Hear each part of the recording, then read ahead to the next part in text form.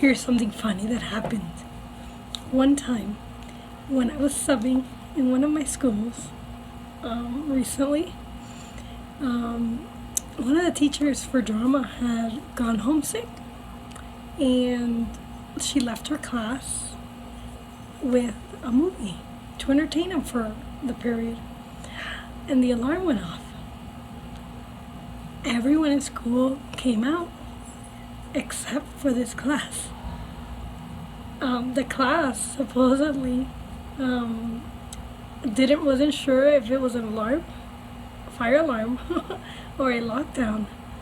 So everybody in the classroom decided to head out into the hall to check, and no one's there. So everybody climbed back under their chairs, and they just stood underneath in lockdown position. So an hour or so later, one of our teachers came in, and we were all looking for these kids that we couldn't find. And the teacher, she came in, and she came out and literally was like dying of laughter and relief. Relief, number one, because it wasn't a lockdown.